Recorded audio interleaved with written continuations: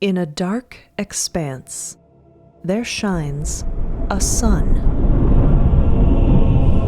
Surrounding the sun is a weird solar system, almost, of many thousands of zero-G globules of fold, hovering like wax in a lava lamp, in space, slowly orbiting that point of light. Kind of like an asteroid belt, but with blobs of fold instead of asteroids. A blob belt, if you will. The dark shard of the ship hovers in this expanse as well, orbiting the sun, much like these blobs, adrift slowly among the outermost globules. Unpowered, its fold light once again dark, inactive. And from the ship's still open hangar door, the stagecoach emerges, unsteadily, zero-gravitally, gingerly, slowly, carefully thrusting itself towards one particular drifting blob of fold not far from the ship. Oh yeah, this gecko guy, Steve, is showing them where to go. He leapfrogs from the ship's windshield toward that one particular blob. He soars through zero gravity, propelled by the force of his leap, sailing through the void toward this glob. And this globule is many times larger than the ship, but overall rather small compared to many of the more impressive, massive globs floating around this expanse. As the stagecoach nears, we begin to see adhered to the faint surface tension of that globule. A sort of, what is that? Like a dandelion fluff on a soap bubble. A sprawling, haphazard raft that Steve is leading them towards. He touches down ahead of the stagecoach, landing rather gracefully, in fact, upon this raft. It is almost a kind of homestead, made of twisted roots, detritus, weeds, and branches. Cleo perks up slightly, just a little, to see all these plants peering out the windows of the stagecoach as they approach. This would appear to be Steve's home, so to speak. The stagecoach drifts slowly into the medium of the fold globule, its exterior membrane.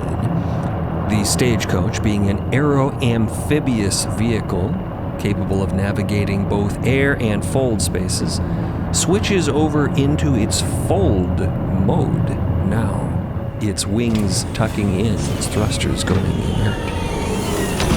The vessel settles down, zero-G-ishly, into a bog, a soup of strange plants. Blistering ferns and knotted vines that float weightlessly in the globular fog. The bogular glob. Tall trees sprout out of cork-like seeds, suspended on the blob's surface tension, their broad leaves stretching outward, reaching toward that sun. Their feathery roots stretching inward. Illuminated in that sun, the blob is semi-translucent, revealing some bizarro fish, those banana eel things fluttering and darting about in the fog deeper in, worming between those feathery roots. Scattering for cover as the stagecoach arrives. This fold, these globules, this light, shouldn't this kind of illumination be causing all kind of terrors all over the place? One would expect it to. But the blobs in the blob belt all seem lazy, calm, stable. What is going on? Added to the list of mysteries. The stagecoach comes to a stop, floating, drifting in the fold, and its cargo door opens. The crew tentatively float forth. Though they are all held in a kind of blobular embrace, there is still no gravity here, and they can't really stand anywhere so much as carefully float around, clinging to available surfaces. Arriving at Steve's place is like picking their way around an orbital space station swamp farm. They're all carrying various belongings. In the brief flurry of packing up that followed Steve's arrival at the ship, Cleo found Omelette hidden in one of his favorite napping spots, curled up inside her sparkly light blue Princess Shiny backpack. He, like the rest of the crew, was very upset by recent events and refused to exit the backpack. So, Cleo simply closed him in. And, well, she's wearing the backpack now. It looks very plump and full, but it's not heavy. Nothing is anymore.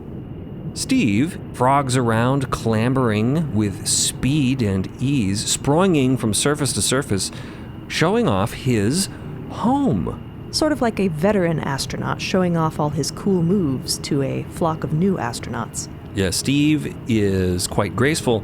The rest of the crew, not so much. They bumble and drift, assisting one another uneasily. Steve is doing some tidying in a rushed way, and trying to address the needs of the crew. They're hungry, they're thirsty, they're tired. Hey, I'm really sorry about the mess. I had no idea that I would be having such fun company today.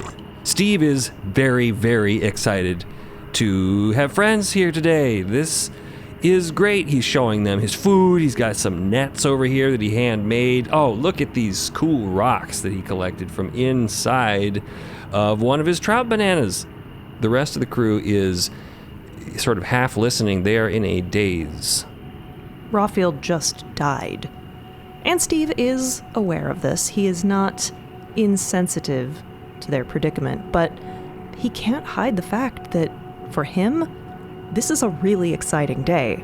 There's a kind of sentient frog creature talking to them, and they're hearing him. He's speaking. He's hovering around and springing. His head is a gel sack full of pulsating liquid. You wouldn't be faulted for wondering why the crew isn't freaking out more to meet a actual, honest-to-goodness alien. But what is an alien when you really get down to it? Remember, they are accustomed to a vast range of biodiversity, thanks to the fold. That's right. Ordinary people can end up in a whole lot of different ways, having, for example, a whole man, perhaps, for a leg. Or their entire personality replaced with frogs. So, frogs aren't that crazy. Or be born as a green and pink bioluminescent princess. Steve is definitely still very, very unusual. This is all very unusual.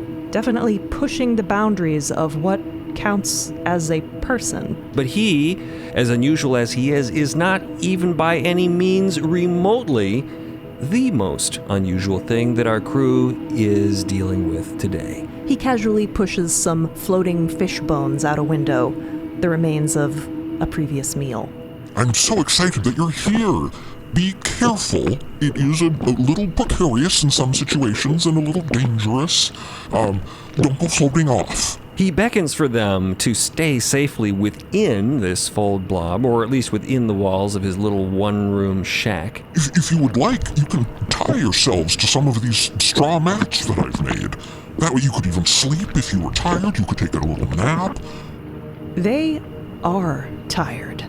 And absolutely thunderstruck. This is fucking crazy. Zila, of course, a professional naturalist, a scientist here in a bonanza of science observation, is gazing slowly around, shell-shocked, confused, astonished. Everett, Mickey, floating side by side, assisting each other, precariously navigating through Steve's shed, exchanging haunted glances with one another. Is this really happening? Everett says to Mickey. Mickey, every bit as confused as Everett, just kind of gives her a helpless shrug. The granddaughter is drifting pensively. Their hat no longer on their head. They left that aboard ship. Still wearing those pink sunglasses, though, as they exchange wary glances with Cleo, as they examine Steve. The biological man, out of everyone here, seems fine. He's just taking this all in with the same open-eyed, marvelous wonder that every day brings in his new form. Guess this is just another way that reality can be. It's hard to say exactly how Merlin is taking this. His bacular face is as implacable as ever. He does keep blinking his eyes off and on, though, which, read into that what you will. Do any of you want some water? Do you drink water? Water's good. Steve asks, pulling some hollowed out seed husks from an enclosure where he has roped them into place in zero gravity. Within the seeds, globules of water jiggle as though like jello and trapped by surface tension. Steve offers armfuls of them to the crew. Mickey pulls a face, trying to remain polite, but then again, who knows how well this alien can read their facial expressions. Thank you. That's all right.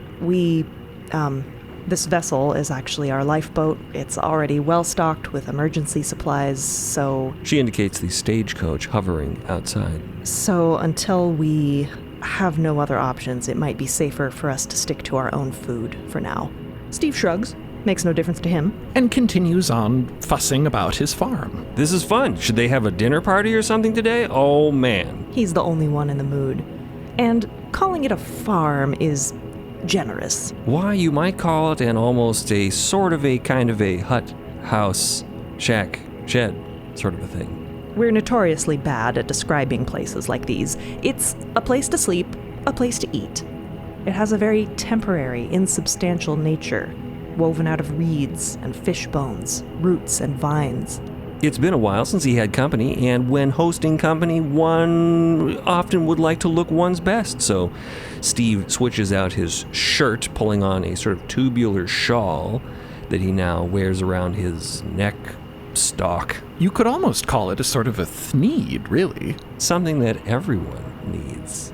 He's got some extra breakfast here that he offers to the crew. A sort of a stringy eel banana meat looking thing. Kind of, maybe is it rotten? Hard to say. They once again politely decline. Although Zila takes one to inspect. Raising it up, turning it in the shockingly Sin City-esque light beaming in through the slats of the shack. The single light source and its stark, long shadows look extremely crazy, especially to a crew such as ours, who are accustomed to lighting that is quite diffuse, multi-source. It is as weird for them to see a sun as it would be for you to see a place with no sun. It is so alien to their minds. Everything here is very, very strange. Maybe it's time to get a few answers. Steve, we sincerely appreciate the thoughtful invitation to your abode. Merlin hooks onto a net affixed to Steve's wall to prevent himself from drifting around in this zero-gravity environment. However, we rely on information to make decisions, and though you've been very kind, you have explained almost nothing. I really must insist. Please, tell us, what was that thing that killed our friend? It is fundamentally unlike anything we have ever seen. There is almost a collective flinch that passes through the crew. Declaring Rawfield's death feels so soon, so sudden, and right on the heels of whatever happened to Mother Artifice. This is the first time anyone has spoken it aloud. That, whatever that was, what just happened, still only a matter of minutes ago. The words feel like a physical sting, a painful jostle to a just broken bone. They watch the frogman hop around weightlessly, rifling through some roughly woven grass blankets to select the best-made ones. He pedipalps a blanket over to Merlin, who immediately passes it along to the biological man floating nearby. Merlin, you're sure it was not the same as the entity in the highest heights? No, Zila, definitely not the same. Cleo and Dot are nodding in agreement. Whatever got Rawfield was much smaller. and far faster than the giant entity in the Un, and it didn't emit that distinctive tonality either. What we just saw had limbs, lots of them, and it moved with such lightning-fast precision, such hyper-focused aggression, in concert with whatever that glowing thing is. That sun. I guess it's a new species entirely then. Zila looks grim. A bad one. The sentinel. Says Steve, floating over to them with an armful of rustic hand-woven blankets. The entire crew turns slowly to look at Steve. The sentinel? Steve waggles his liquid-filled gel sack appendage. We can just call it his head. We don't know that it's his head. It might not be. It might be something very much definitely not his head. He waggles whatever it is. Well, that's what I've been calling it anyway. It does move around this place. It uses that beam of light. The sentinel and that beam are connected. They seem almost like they share some kind of an intent. And I think the intent is clearly bad. The sentinel is bad. And the best thing I've found to do is just don't do anything to draw its attention. And what, pray tell, draws its attention? Steve deposits the armful of floating blankets here in midair. They stay exactly where he leaves them. And turns his liquidly oscillating point of sack-like ferrofluid attention to the group of onlookers. Terrors. Hambing comes to rest on the granddaughter's shoulder, slowing his mid-air spin, digging his little fists into their black vestments. Terrors? But why? That I don't really know. Not for certain yet, but I would highly recommend for now that you probably don't return to your ship. At least not for the time, right now, because whatever it is that you have on board, whatever that was, that's a big sentinel magnet. But there would only be terror-like activity when it's turned on, altering the reality of the ship in its operation. I can tell you that the sentinel is fast. It's just impossible to avoid. Do you really want to make your base of operations right next to a thing that it could be drawn to at all? Steve liquidly examines them in some non-eyeball-based fashion. He doesn't have eyes. He doesn't even really have a face. But the fold inside his head sack, as he focuses on each person or thing in his attention, seems to coalesce, to concentrate itself into a shape that could almost be described as pupil-like.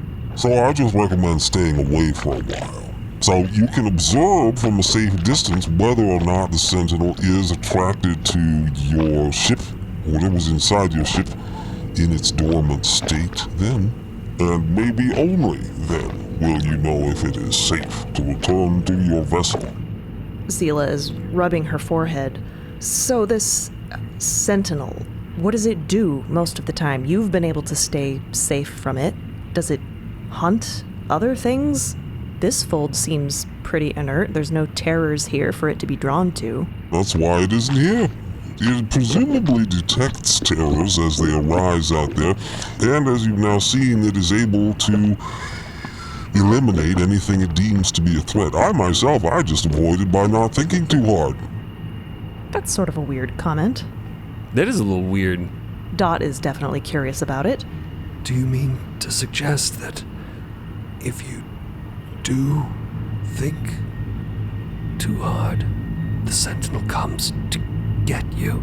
Yep, so I don't do that. Steve explains, his fold-like innards sluicing. I'm actually a pretty smart guy, but I have to operate at half power just to be safe. Felix frowns. Which is normal, but he frowns more deeply. Hang on, is it dangerous for any of us to think too hard? Dot would really like to know the answer to this question. Steve doesn't seem too concerned. I would assume you are all thinking right now, and the sentinel has not come to take you away, clearly. You're fine. But he's also thinking right now. Or is he? Maybe he's not thinking. Maybe... Could it be that Steve has truly learned to not think the granddaughter's eyes go just a tiny, tiny bit wide. Merlin claps his hands together. All right, let's talk about that bright thing. What is that? That's the sun. Steve is loving this. He has an audience, he's got friends, he's got company, he is hosting. This Steve seems to laugh. No, the sun. Wait a minute, do you not have a sun where you come from? The crew look blankly between one another. Stars? Big fiery gas balls in the sky that provide warmth and light to the whole cosmos? Huh, okay. Well, this sun isn't even like the one where I'm from. This one looks like it's not doing great, like it's past its prime. For a sun, it's rather dim. Wait. Back up.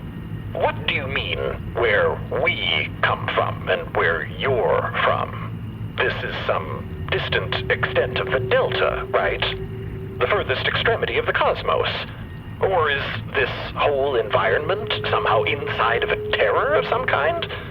Steve, even with his incredibly alien facial features, nonetheless conveys a kind of sympathetic understanding. Oh, you didn't know. Didn't know what? Steve settles himself down before the crew, geckoing onto the floor of his homestead farmhouse.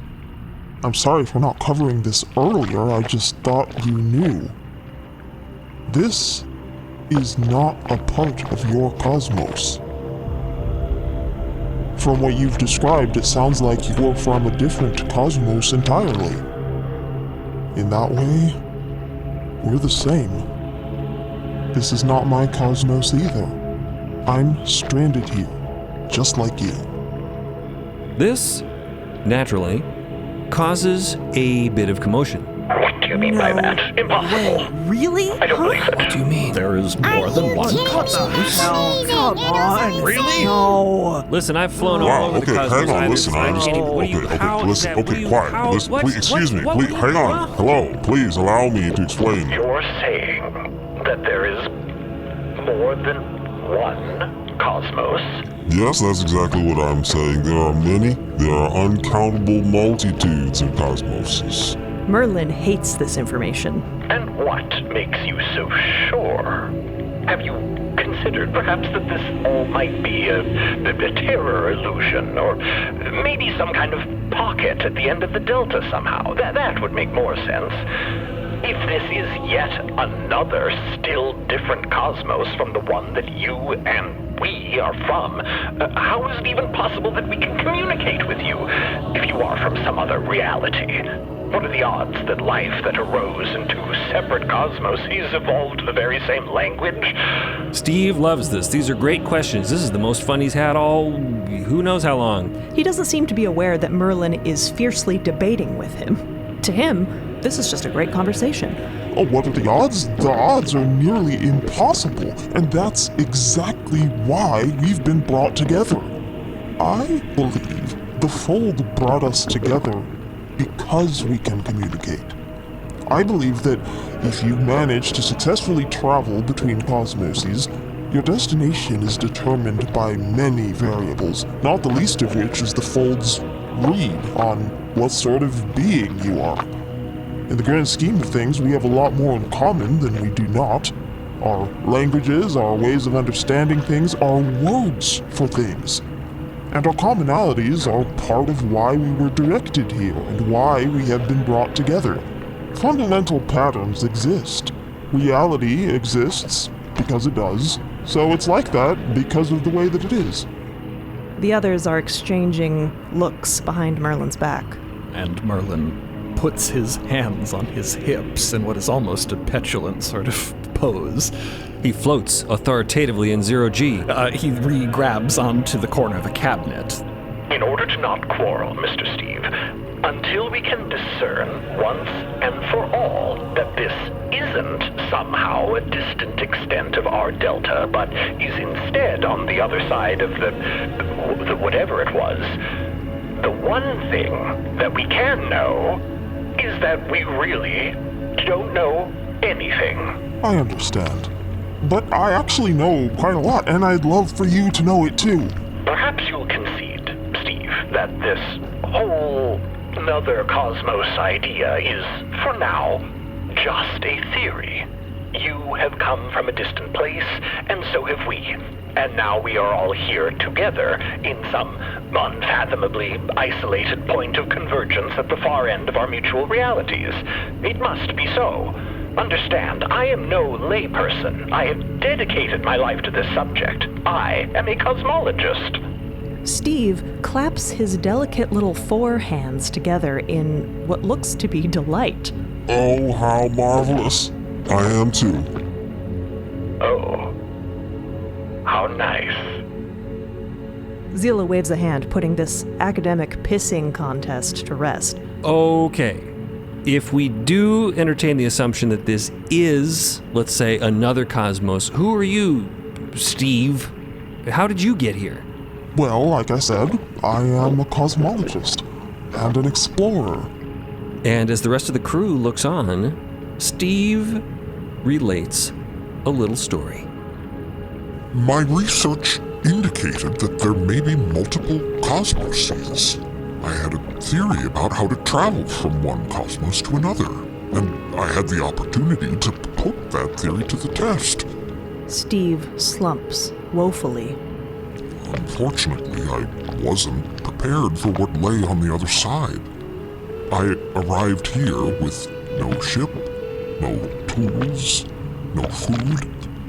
You have arrived here, somehow, miraculously, with yourselves and your vessel intact. I don't know how you did it, but I'm very glad you did. I, like you, have had escape and homecoming on my mind, and now you are here, and you may be our ticket out of here, you and your ship. Steve directs his attention around the crew, clearly expecting some kind of, perhaps, a Enthusiastic response? Applause? He is greeted by neither, and instead mostly receives tense scrutiny. Everyone's a little traumatized to be a good audience right now. I've been alone for really quite a long time. It feels like at least well, wait, how do you folks measure time? Everybody looks to Felix, who shrugs resentfully. What are you looking at me for? I don't want to talk about that shit right now. Oh, it doesn't really matter. I've been here long enough to have nearly given up all hope. But now? That's sobering. But we cannot be trapped here. We have a lot to do in the cosmos. Really, we were just getting started. Hopefully this is just one more little side problem on the way home on our continuing expedition of cosmic discovery. Maybe we can continue that expedition together. We can get out of here. Let's align our intentions. Steve rises from his seating position, hovering in the air, beckoning to them invitingly. I don't want to spend the rest of my life here any more than you do. I have a lot of people I need to prove wrong back at home anyway, as I'm sure do all of you. Surely the problems your ship has caused in summoning the Sentinel are things that we can overcome. I will start to carefully think about it. Zila crosses her arms. I agree. We can't stay here. We're not equipped for this. How do we get back home? The question of the hour. Steve has been trying to figure that out this whole time that he's been here. Welcome to the club. The scope of their problem may be immense. Mickey adjusts her position in zero gravity. Artifice apparently got us here, somehow, and prevented us from being destroyed. But Artifice is gone now. What happened to him? Is he... Everyone looks slowly to Dot. They are still neutral, calm behind their pink heart-shaped shades as they take a deep breath. And say the words everyone is dreading. Artifice is dead. Sorry, who's dead? Someone important. He's sacrificed himself to achieve something that should have been impossible. He held the door for us at great cost. I believe we might all be gone like him if he had not done what he did. Grim silence. But on the bright side, they do have a magic ship and many natural and supernatural tools at their disposal. Including, Hey, Cleo. Mickey asks. Cleo jumps a little bit. She's startled to be spoken to directly. She's been pretty withdrawn this whole time. I know you previously said that you wanted to keep this private, but Cleo starts to feel a growing anxiety in her stomach. circumstances have changed a lot, Mickey goes on. And we kind of need to take stock of every possible resource and advantage available to us right now. Especially, like super powerful fold things. So, do you think you could finally tell us? I mean, if you can do anything that could help us? Everyone turns to look at Cleo, including Steve, who seems quite excited at the mention of super powerful fold things. Most people had basically forgotten about this, since Cleo always evaded the question or insisted that it was so irrelevant, or acted like she just wanted to be treated like a normal person. But now, surely, this is the Chekhov's laser gun that saves them all. Steve is definitely fascinated. Oh, that's wonderful. My people as well are blessed with abilities beyond the mundane. Abilities which I, unfortunately, sadly can't make use of here, or as described previously, it would draw the sentinel straight to my position. Well, kind of like a sentinel to a terror. It really has been an inconvenience. Anyway, I'm sorry to interrupt. Please do go on. Cleo is frozen. People are starting to realize that something's wrong. Cleo. This is the moment Cleo has had nightmares about, only 100 times worse. Now everyone is hanging on her words, hoping that she might hold the key to their salvation. Her voice is very quiet.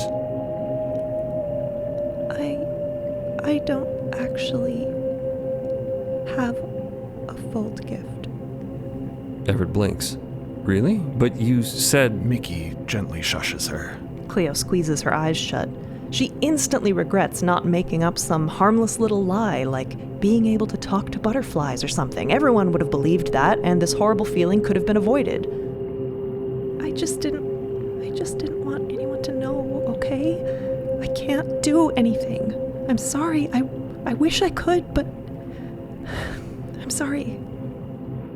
In her nightmares, at this point, people would usually be yelling at her, making a big spectacle about what a liar and a faker she was. How she had betrayed them all. How she should never have come on this expedition in the first place. Nothing like that happens now. People just look sad, or sympathetic, or confused, or pitying. Disappointed, most of all. But the moment passes, and conversation moves on. It's nowhere near as bad as she feared, and yet somehow worse than she ever imagined, because there's no waking up from it. It's permanent. Everett shakes herself. Okay, that's fine. Are there any other big secrets anybody else has been keeping? Anything that would help us right about now? Clearly, whatever this place may be, this is all a vast mystery. And the only way to combat mystery is with facts. So, given the severity of our situation, losing artifice and raw field both, I think it is vital for us to communicate plainly and truthfully with one another. In order to survive, we need to get all of our cards on the table now. Here, I'll start. He squares himself, hovering in front of the group. His bellows heave. At the highest height, Cleo, the granddaughter, and I mutually observed an unusual phenomenon when the Leviathan we found drained fold from us. The granddaughter is holding very still. Cleo is hunching her shoulders guiltily. Absorbing it from ourselves.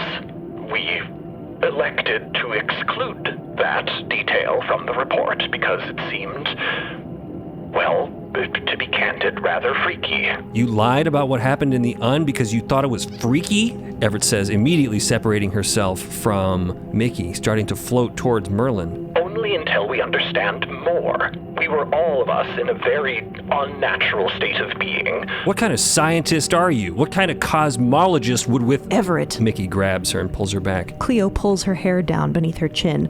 We just didn't want everyone to be scared. This is all still deeply new information for us. The notion that fold exists in all living things is, I guess it could perhaps be possible. Steve's fold pupil is concentrated intently at Merlin, but then begins to dart around at all the other crew members who seem shocked at this information. Fold exists in all living things? He says incredulously. That's your secret? Is that not good enough for you? Isn't that obvious? Aren't you all scientists? How did you not know that? I'm sorry. Where we come from, this information has the potential to throw society into chaos, complete disarray. And that's not all. When I exchanged encasements with the biological man, I encountered what I could only describe as a kind of vision, a experience of the fold seeking light. I would maybe go so far as to propose that perhaps consciousness is a form of light. And if we allow then that there is naturally an amount of fold within each of us, could it exist in a sort of symbiotic relationship with the light of their brain? I felt that light-fold interaction most deeply right before discovering that I was no longer my original self. The biological man blinks pensively. I remember that. Well, this is all very revelatory for the crew, but Steve is comparatively unimpressed. Do you not see me? You really didn't know any of this before? What is consciousness but a form of highly specialized terror? Oh my goodness, you're giving me such a renewed appreciation for the basic facts of life. To see it all through the eyes of children. Are you children? I realize I've merely presumed that you are not. I honestly can't tell. I suppose you don't have the advantage of being able to see one another's thoughts through transparent heads, so I can understand how it would take you a little bit longer to figure this stuff out as a species. It's just fascinating. Incredible. Zila sighs and claps her hands to her forehead. This is all amazing, but we can't keep secrets from each other anymore, guys. Why are people always like this? Well, Steve is maybe not people. Steve's kind of a different kind of a guy. He's a big hype guy. He is so jubilant to have found this crew. What a magnificent day. What fun. With our powers combined, using teamwork, we can solve all these mysteries. The mysteries of this cosmos, your cosmos, maybe even mine. There is hope. We may all be lost, but at least we're lost together. If your ship was magic enough to get you here, I'm sure it's magic enough to get us out. What a fun and upbeat perspective, Steve. Thank you. We could all use that right about now. Teamwork, though, of course, requires action. And action requires energy, and energy requires rest. The crew is wiped the fuck out. They simply cannot take any more things today. Maybe it's time for the day to be over. One by one, they float in disorienting exhaustion to the rough reed mats tied to various surfaces around the cramped fishing hut of their alien host, lashing themselves down so they don't float around. Cleo drifts over to Steve, shyly. She has been increasingly fragile and withdrawn, but she does keep looking out at all the plants with an expression of desperate hope. She shoulders her omelet-filled backpack in the zero-gravity stillness as the rest of the crew take to their beds. Excuse me, Mr. Steve? I notice you have a lot of plants growing here in your blob. Kind of like a garden? Oh, why, yes, these fold globules are home to several edible types of flora and fauna. It's quite fortunate, isn't it? I'd be dead otherwise. So you're not already dead? Steve's inky, amorphous pupil focuses on Cleo now. He wiggles his pedipalps, almost as though confused. No, not as far as I know. So the current didn't carry your soul here? Have you seen any dead people? Do you maybe know my granny? Steve's oscillating brain pupil seems to peer at her questioningly. My friend, you seem exhausted and confused. Do you need help strapping yourself into a bed, man? Did you get enough to eat? So this isn't the big garden? The what? Sorry, I don't know what that is. Here, come. Get some rest. I really must insist. If it were possible, Cleo crumbles even further into herself. She becomes very, very quiet, clutching her Princess Shiny backpack to her chest, and allows Steve to tuck her into a reed mat by looping a few lengths of coarse vine around her. It isn't comfortable at all. She squints, peering through the slats of the nearest window out into the dark expanse. And there, the orangey glare of the sun inspires a certain deep, unshakable, nameless apprehension in her. This is not a bright, summery, uplifting sun. This is an apocalypse sun, an end-of-days sun. Its light seems weak, swallowed and smothered by the far more powerful darkness that surrounds it. It feels like the beginning of the end.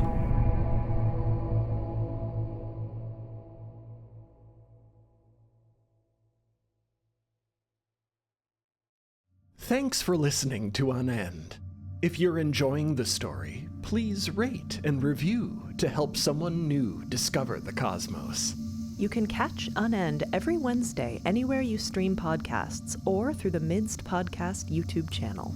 If you're looking to dive deeper into the story, become a Beacon member at beacon.tv or join the fold on midst.co to receive early ad-free access to episodes, behind-the-scenes exclusives, and lore-expanding bonus content. Or, if you just want to hear this podcast 2 weeks early and without ads, subscribe on Spotify or Apple Podcasts. To stay up to date on what's next in the cosmos, sign up for our newsletter on midst.co or find us on social media at MIDST Podcast.